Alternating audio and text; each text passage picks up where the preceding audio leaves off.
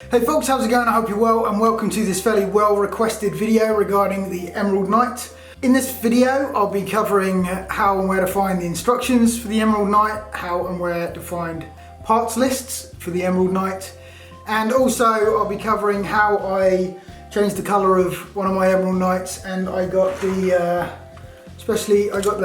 gold detailing on these sloped curved pieces. That's been requested as well. So let's just go for it.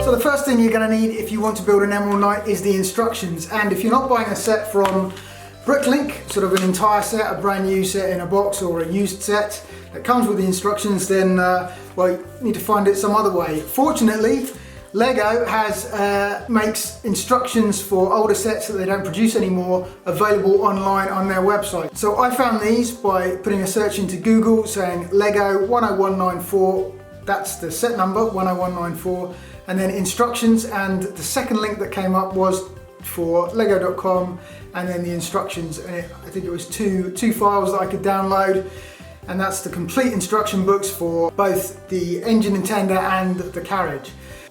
In the second book of the instructions there are part lists for the entire set, and that has part numbers or element numbers so that you'll be able to find those pieces on Bricklink especially. I'm going to say Bricklink is the best place to look for pieces, parts and everything like that. One other way to find the parts list for this set is to put Lego 10194 parts list in a Google search, and for me the top result was the Bricklink parts reference. Now the Bricklink parts list is excellent because it gives links through to stores selling those pieces. It's a really handy reference as well, just for the amounts of bricks you'll need, and it's easy just because it's on a web page, and it gives descriptions of the parts as well. In the case of the dark green pieces, then I could take away the dark green part of the element and just be left with the rest of it, and then I'll be able to search for the colour that I wanted to buy. In the case of the blue engine it was blue, and then in the case of the red engine, which I'm going to transform my other green engine into a red engine in a bit, then it was just for the red pieces. So I managed to track pieces down with that. I'll give a full parts list of which pieces I've swapped out, but it is basically I just replaced all the dark green pieces. If, however, you want to build the actual dark green version and you're building it from scratch, then the most expensive pieces you'll find are these dark green curved slopes with the gold printing on. These come in, I think I had a look and I could find some for maybe £4, but they're going up to £5-6 each. In dollars that'll be, well, a little bit more in dollars, so, and it needs 18 of these, so that's really the expensive part. And also you'd have to find pieces either with stickers on them or buy a sticker sheet from somewhere. That's what I would say about building something on the dark green colour scheme. I, however, am going to go over sort of like building an alternate colour, and I will go over how I achieved the gold stripe on the curved pieces. In this case it's going to be a red one. I'm going to turn this into a red one. I'm not going to switch any of the stickers out on this one because it means pulling off the stickers off the dark green pieces and putting on the red pieces. That can damage the stickers. I did do it on the blue one and I kind of regret it, to be perfectly honest. So I have ordered a couple of sticker sheets on, and they will be with me in a week or two, and that will allow me to put on sort of the LRTS, and I'm going to keep the 10194 number. I know I'll have sort of like 3 engines running with the same number, but that's fine. It is the, it is the Emerald Knight set. It's just a bit modified. I've just basically reskinned it really. The decoration here, and that's about it really for the engine. So now let's jump into recoloring the engine and how I got the printed gold strips.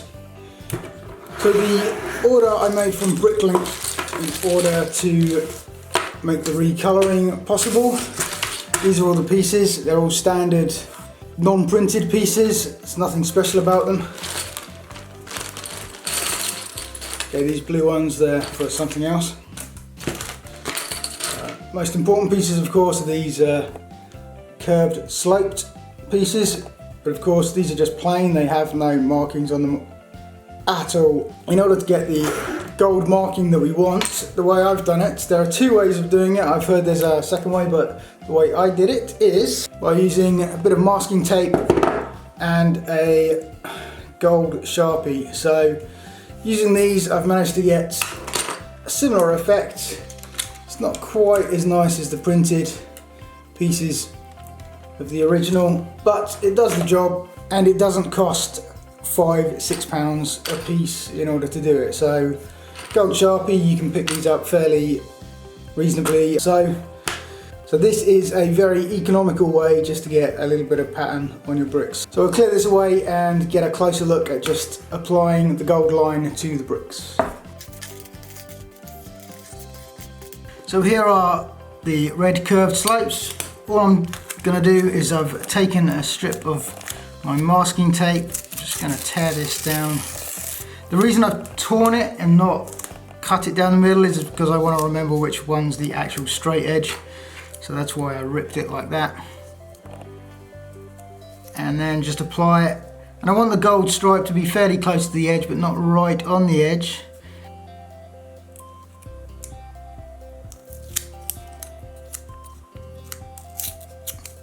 So apply it to one end. If we apply it to the other side as well.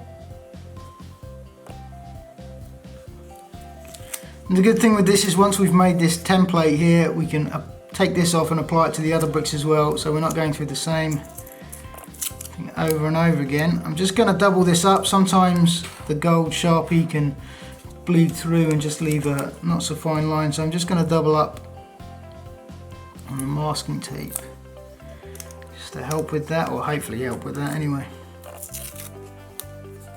I'll just do the other side.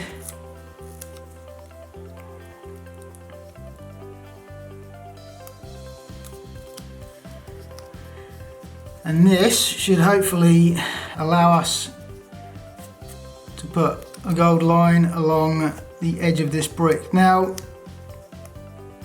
I did order extra pieces here. It's not just the 18, but all I need is 18. So we go through it, and then if I mess up one or two, it's not the end of the world. So this is the gold Sharpie. It's got a fairly thick tip, but I'm just going to run this along the edge here. So it's partly on the masking tape, partly on the brick.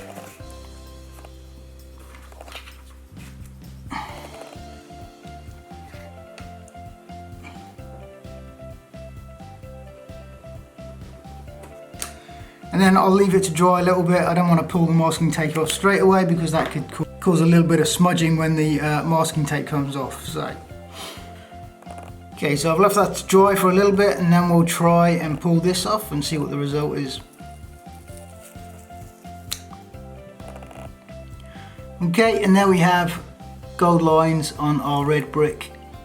Probably not quite as pretty as the official printing. There is a bit of bleed through there, but not bad at all. So I'll go through the other ones and then I can actually put the engine together.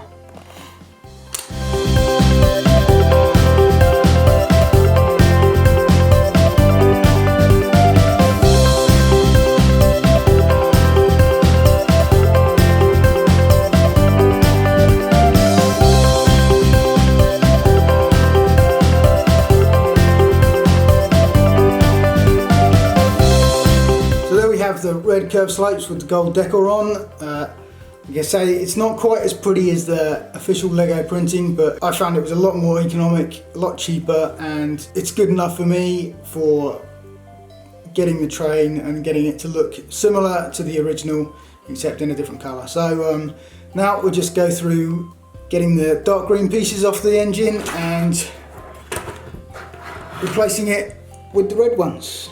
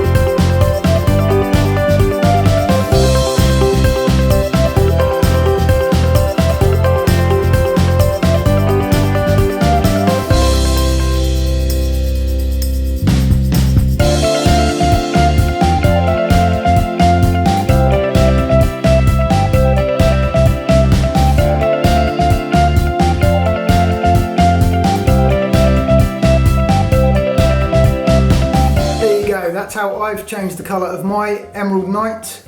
If you're building one from scratch, then this possibly gives you an alternative to forking out all the money for the dark green pieces. A Sharpie and some normal pieces do the job for me anyway. I think the alternate colours look fine, they look great. I mean in this age of Steam they did have colourful engines, not necessarily just dark colours. I like the bright colours, and it goes with the Lego town as well. I think, well, red is the traditional kind of colour I think of when I think of a Lego brick. Blue certainly brightens things up as well, so hopefully you've enjoyed this video. I've put links in the description box below and the parts list as well, just purely for the dark green bricks, just to make it easier to copy and paste if anyone wants to do something like this. This has been a lot of information on a long video. Thanks for watching. If you've enjoyed it and found it useful, then give it the thumbs up, and if you haven't already, then click the subscribe button. I will put footage of these trains running in another video. I will be doing a video covering the parts list and the build of the carriages that I've done, the mock carriages. So that will come in a future video. So yeah, thanks for watching. I'll see you in the next one.